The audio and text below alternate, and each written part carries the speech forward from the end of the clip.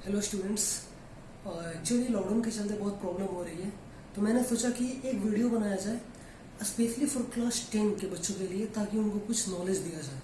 तो पहला जो चैप्टर हमारा शुरू होता है नेशनलिज्म इन इंडिया, और इसमें आइडिया ऑफ सत्याग्रह, और उसके बाद महात्मा गांधी का role, NCM, CDM, quit India movement, और इसके बाद कॉन्फ्लिक्ट बाबा साहब अम्बेडकर के साथ, वो डिप्रेस्ड क्लास, ये सब को लेकर सारे इश्यूज हम लोग डिस्कस करेंगे, और एक एक क्वेश्चन भी डिस्कस करेंगे, सारे इंपॉर्टेंट क्वेश्चन।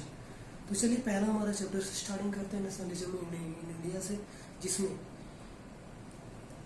पहला जो टर्म आता है आइडिया ऑफ सत्याग्रह। आखिर आइडिया ऑफ सत्याग्रह है क्या? महात्मा गांधी जी ने अफ्रीका में 1915 के पहले वहाँ पे जब उन्होंने दौर किया था, एक्चुअली वहाँ पे एक ब्लैक पीपल के साथ डिस्क्रिमिनेशन हो रहा था कि वहाँ पे उनको वैल्यू नहीं दिया जाता था, हमेशा डिस्क्रिमिनेट किया जाता था। They are not equal as compare to the white peoples.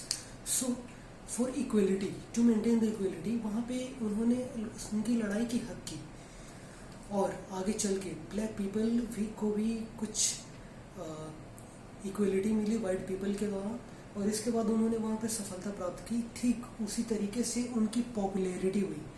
जब पॉपुलैरिटी हुई तो इंडिया में भी डिमांड होने लगा कि भाई अब गांधी जी को बुलाया जाए, यहाँ पे भी कुछ वैसे लोगों की ज़रूरत है ताकि ब्रिटिश कंट्रोल को, ब्रिटिश रूल को यहाँ से आउट किया जाए। इसलिए वहाँ पे उन्होंने एक टूल का मेथड अपनाया था अफ्रीका में, सत्याग्रह। सत्याग्रह का मतलब आखिर होता क्या है? What do you mean by the term Satyagraha? Anyone? यहाँ तो सिर्फ मैं ही हूँ। तो सत्याग्रह का मतलब होता है कि अगर ऑपरेसर से फाइट करने के लिए अगर तुम्हारा जो कॉज है वो ट्रू है, तो फिर तुमको वायलेंस का इस्तेमाल नहीं करना है। You have to use your non violence if the cause was true, if the cause is true. अगर हमारा रीजन सही है, अगर हम सही हैं, तो फिर ऑपरेसर को फाइट कर सकते हैं, उनको हरा सकते हैं नॉन वायलेंस के दौरान ही, यानी कि इसमें वायलेंस का यूज नहीं होगा। दूसरा पॉइंट यह है कि सत्याग्रह एक मोरल इफेक्ट प्रोड्यूस करता है। हम लोग आगे वाले को समझा सकते हैं, जो गलत कर रहा है उनको परसुएड कर सकते हैं कि you have to follow the satyagraha. आपको ये बात समझना होगा कि ये ट्रू है, ये बात सच है, और इसलिए अगर if we persuade the other peoples, then ultimately the trump will come, जीत हमारी होगी। तो persuade the people, दूसरा पॉइंट ये बनता है।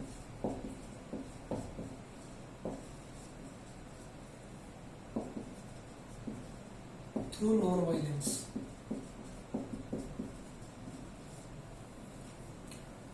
यही हुआ आइडिया ऑफ सत्याग्रह। एक्चुअली जल्दी जल्दी डिस्कशन भी करना है।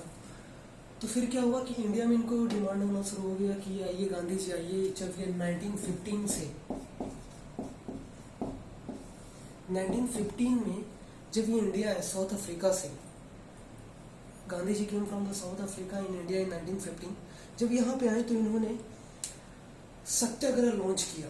जो पहला सत्याग्रह था वो था कहाँ?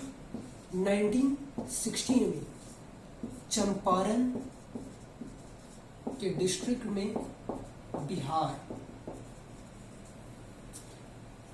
स्टेट में चंपारण एक डिस्ट्रिक्ट है, वहां 1916 में इन्होंने सत्याग्रह लॉन्च किया। यहाँ पे क्यों लॉन्च किया था? प्लांटेशन वर्कर के लिए। प्लांटेशन वर्कर के लिए इन्होंने सत्याग्रह लॉन्च किया, क्योंकि प्लांटेशन वर्कर यहाँ पे बहुत ज़्यादा झेल रहे थे ब्रिटिश रूल के दौरान। उनको टाइम पे मनी नहीं दिया जाता था, they don't give the money at time, land were taken from them, and lease land were given to them, and बहुत ज़्यादा उनको खटाया भी जाता था इस जगह पे, इसलिए वो बहुत परेशान थे प्लांटेशन वर्कर। तो 1916 में यहाँ पे उन्होंने सत्याग्रह लॉन्च किया, और अल्टीमेटली इनकी जीत हो गई। दूसरी जो सत्याग्रह निकल के आई वो 1917 में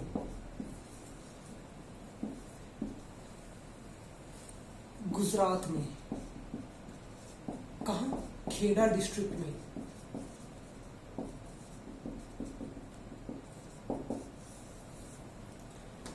एक्चुअली यहाँ पे रीजन क्या थी? Because of the crop failure and प्लेडियोपेस्मिक, peasants were not able to pay the revenue to the government। यहाँ पे रीजन यही थी कि क्रॉप इनका फेल हो गया था और एक बीमारी फैली हुई थी जिसके कारण पीजेंट अपना पैसा नहीं दे पा रहे थे, उससे कलेक्ट करके रेवेन्यू नहीं वापस कर पा रहे थे, इसलिए यहाँ पे सत्याग्रह इन्होंने किया कि। और यहाँ पे डिमांड क्या था कि डिमांड ये था कि आप लैंड रेवेन्यू को कम करो, land revenue should be reduced,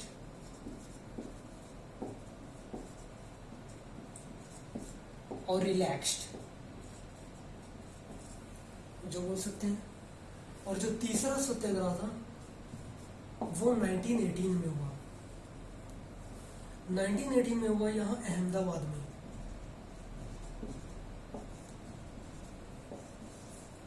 Ahmedabad में क्यों? कॉटन मिल वर्कर के खिलाफ।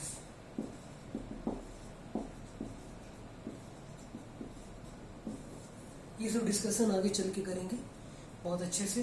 कॉटन मिल वर्कर के खिलाफ यहाँ पे सत्याग्रह लॉन्च हुआ, जिसमें से महात्मा गांधी को तीनों ईयर में ट्रम्प मिले, विजयी मिले। उन्होंने जीत का झंडा फहराया तीनों सत्याग्रह में, 1916 में, 1917 में और 1918 में, ये तीनों में। अब जब तीनों में ये सत्याग्रह हुई तो गांधी ज़्यादा पॉपुलैरिटी बढ़ गई। अब गांधी जी की अगर पॉपुलैरिटी बढ़ गई तो उनकी डिमांड और होगी, वो और कुछ ज़्यादा करने को सोचेंगे ताकि ब्रिटिशर्स पूरी तरीके से उनकी ये हो जाए। इस कारण से उन्होंने 1919 में, ईयर बड़ा इंपॉर्टेंट होता है, 1919 में उन्होंने रॉलेट एक्ट के खिलाफ सत्याग्रह किया। एक्चुअली चलते हैं 1919 में, पहले रॉलेट एक्ट है क्या?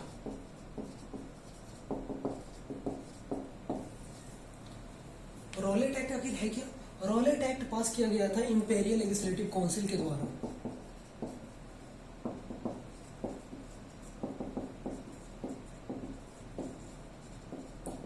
इंपीरियल लेजिस्लेटिव काउंसिल के द्वारा ये पास किया गया था। When it was passed, it was revolted, but although it was passed because of the British governments have ruled over control over the Indian territory, उनका कंट्रोल था इसलिए पास हो गया। इसलिए रॉलेट एक्ट के खिलाफ उन्होंने सत्याग्रह किया। अगर रॉलेट एक्ट है क्या, तो ये था कि पहला बहुत ही फेमस है, detention of political prisoner.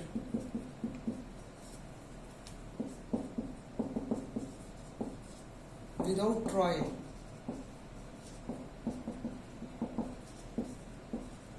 For 2 years। Political party बुलाओ, जो भी कुछ कर रहे हैं उनको पकड़ के लाओ, जेल में ठूसो 2 सालों के लिए बिना कोई रीजन का। क्या ये सही था? आप लोग बता दीजिए, क्या ये सही था? ऐसे क्यों पकड़ लेंगे भाई? हम हमारे हक के लिए लड़ रहे हैं, आखिर क्यों उनको 2 साल के लिए जेल में दिया जाए? दूसरा था to suppress the political activities.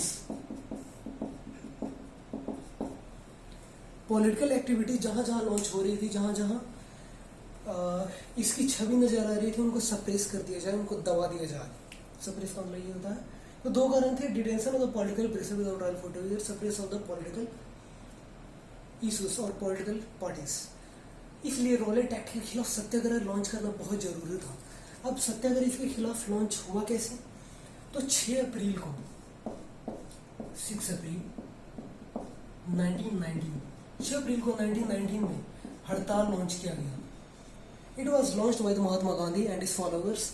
जैसे ही हड़ताल लॉन्च किया गया, इसमें क्या हुआ इंपॉर्टेंट है, हड़ताल जैसे ही लॉन्च किया गया तो क्या हो सकता है? Workers went on strike. एक पॉइंट लिखूंगा, आप लोग समझ जाना, समझदार बच्चे हो। Workers went on strike. Communication system that is the railway and the telegraph have been crushed. उनको दबा दिया गया, जो भी कम्युनिकेशन सिस्टम थे।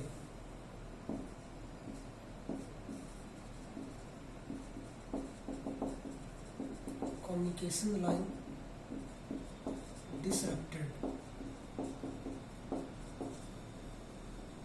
कम्युनिकेशन लाइन डिस्ट्रप्टेड, स्ट्राइक हुआ। इसके बाद वर्कर्स लेफ्ट टू वेंट, काम करना उन्होंने छोड़ दिया, जहाँ जहाँ काम कर रहे थे सारे वर्कर, ये सब चीज़ें होने लगी। अगर ये सब जब चीज़ें होने लगी, स्ट्राइक होना शुरू हो गया, कम्युनिकेशन सिस्टम जब रुक जाएगा, तो फिर काम कैसे होगी गवर्नमेंट की। इस तरीके से गवर्नमेंट ने इसके खिलाफ, in response to that, government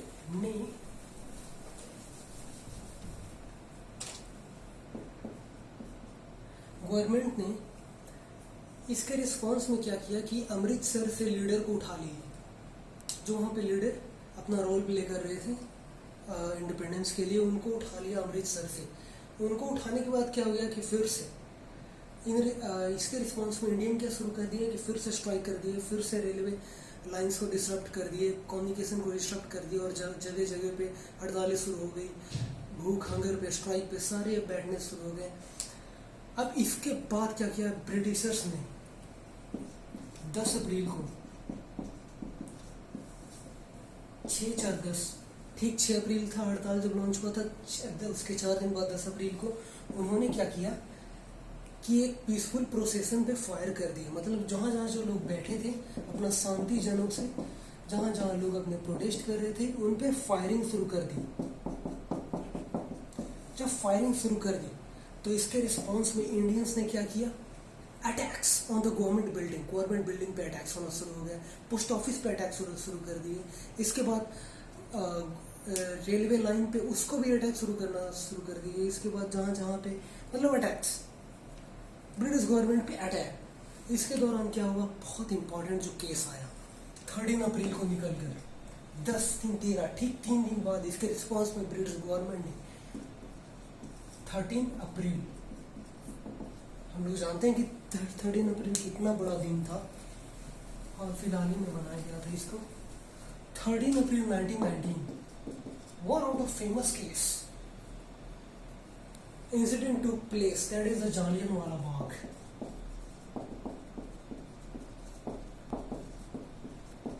Jallianwala Bagh incident,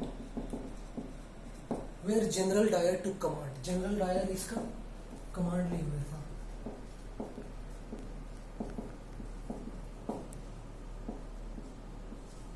martial law 13 अप्रैल 1919। मैंने जालियनवाला बाग इंसिडेंट पहले इसलिए लिखा ताकि स्टूडेंट के दिमाग में रिमेमोरी हो जाए। जालियनवाला बाग इंसिडेंट 13 अप्रैल 1919। एक्चुअली इससे पहले मार्शल लॉ लग चुकी थी शहर में, जिसका जो कमांड जिसके हाथ में था वो थे जनरल डायर। जनरल डायर ने अपने कमांड ले चुके थे मार्शल लॉ के दौरान। और इसमें क्या हो रहा था कि मार्शल लॉ मतलब जहाँ पे गैदरिंग हो उसको उड़ा देना, उस टाइम ब्रिटिश के दौरान। वहाँ पे क्या था कि जब, और जालियनवाला बाग एक बहुत फेमस इंसिडेंट था, बन के आया था। यहाँ पे क्या था कि जालियनवाला बाग के टाइम में कुछ लोग आए थे। आखिर ये इंसिडेंट हुआ क्यों, तो जालियनवाला बाग में कुछ लोग आए थे जो कि अटेंड करने आए थे, to attend the annual Baisakhi fair.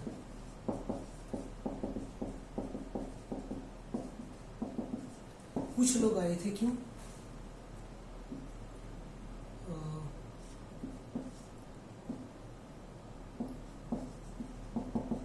to raise their voice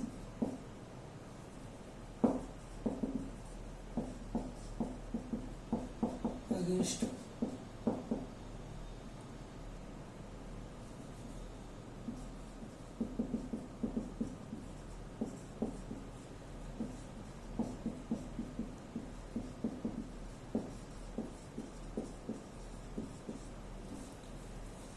तीसरे लोग क्यों आए थे,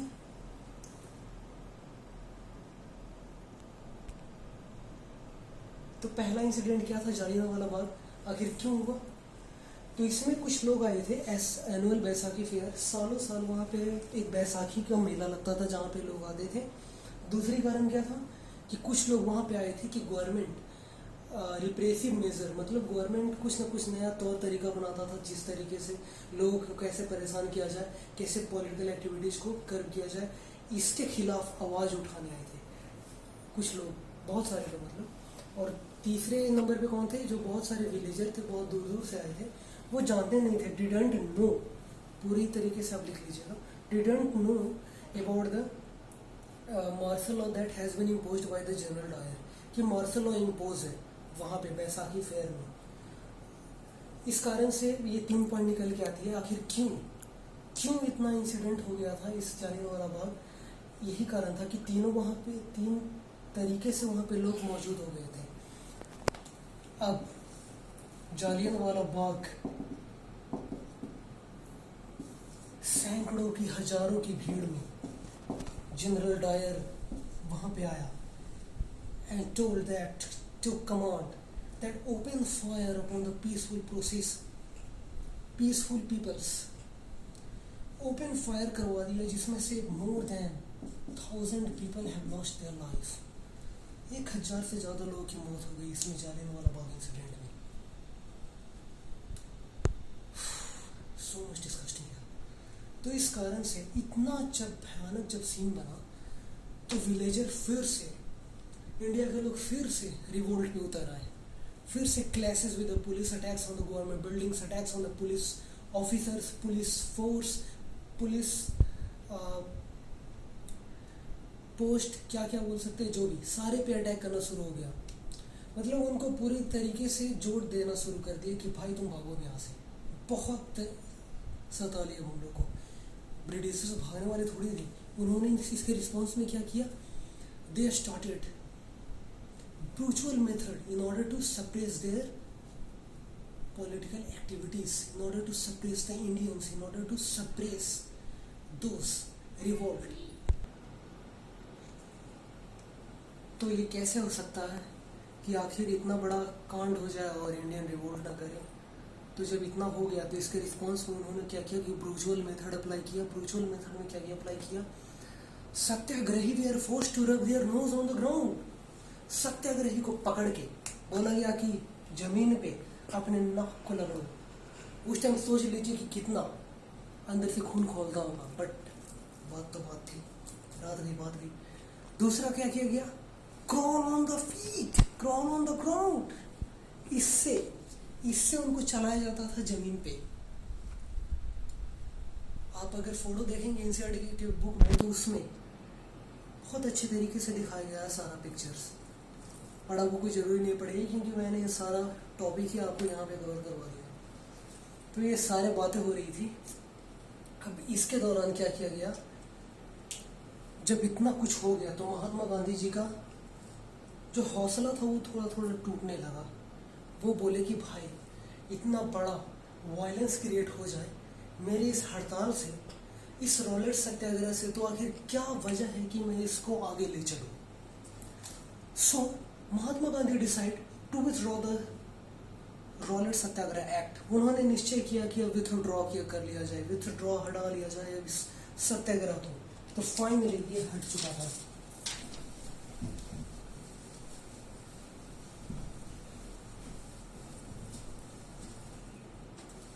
महात्मा गांधी जी ने सोचा कि अब अच्छे तरीके से बैठ के कि अब बहुत ज़रूरी है कि अब एक सत्याग्रह लॉन्च करने के लिए लोगों को समझाया जाए, लोगों को बताया जाए कि सत्याग्रह का मतलब क्या होता है, किस तरीके से। और ये पॉसिबल नहीं था जब तक मुस्लिम की कम्युनिटी साथ में हिंदू की कम्युनिटी दोनों एकता की ओर न बढ़ जाए। It was not possible unless the Muslim community is united with the Hindu community. So Mahatma Gandhi decided to unite both of them, to unite both of them community. So उन्होंने वहाँ पे एक rumours फैलाया गया, एक अफवाह फैलाई गई कि फर्स्ट वर्ल्ड वॉर उस दौरान भी हो रहा था, 1914-1918 के बीच में ये घटना हुई थी। उस दौरान ये हुआ था कि एलाइड पावर और एक्सिस पावर के बीच में युद्ध चला था, जिसमें से ऑटोमन जो टर्की था, ऑटोमन एम्पायर टर्की, उसकी हार हो गई थी। और जब उसकी हार हो गई थी तो उसमें एक र्यूमर फैला दिया गया इंडियन के तरफ से कि ऑटोमन एम्पायर पे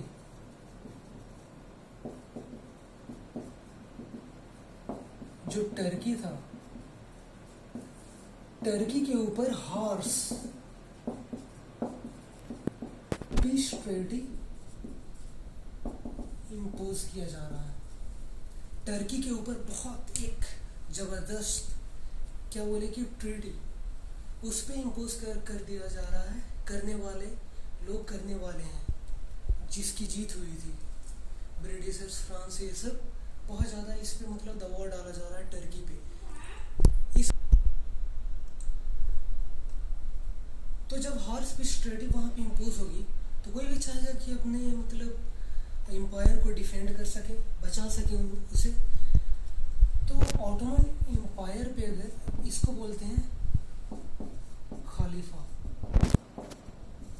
तो महात्मा गांधी ने उस टाइम खिलाफत इशू को अपना हथियार बनाया,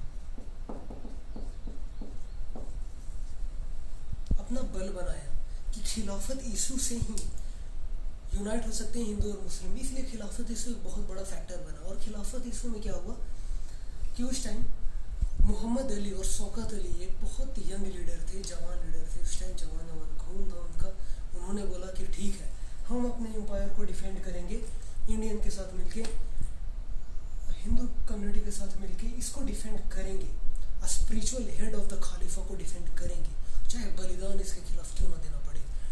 गांधी जी ने एक अपॉर्चुनिटी देखा कि वाह, अगर चाह रहे हैं मुस्लिम कम्युनिटी, दो ब्रदर अगर चाह रहे हैं, शौकत अली, मोहम्मद अली, दोनों भाई थे, तो उन्होंने एक अपॉर्चुनिटी देखकर दोनों को साथ में बुलाया और दोनों से डिस्कशन की over the issues of the Ottoman empire, over the issues of the uncooperation movement, Khilafat issue. चलो चल के उस पर कुछ काम किया जाए। इसलिए बॉम्बे में एक मीटिंग हुआ सितंबर के महीने में to finally launch the NCM and खिलाफत issue, none cooperation movement, Khilafat issue. इसे बहुत इंपॉर्टेंट मान लीजिए आप लोग, क्योंकि इससे हर साल क्वेश्चन आने जाते हैं। यहीं से पलड़ा भारी होना शुरू हो जाता है इंडियंस का ब्रिटिश के खिलाफ। एनसीएम प्लस खिलाफत, नन कॉपरेशन खिलाफत मूवमेंट भी इसको बोला जाता है। एक ब्रॉड बेस्ड मूवमेंट दौरान सोच चुके थे लीडर्स कि इसमें कुछ करके दिखाना है। नन कॉपरेशन मूवमेंट और खिलाफत मूवमेंट। आखिर नन कॉपरेशन मूवमेंट क्यों, व्हाई? इससे पहले 1909 में एक बुक लिखी गई थी महात्मा गांधी के द्वारा, हिंद स्वराज, बहुत इंपॉर्टेंट है।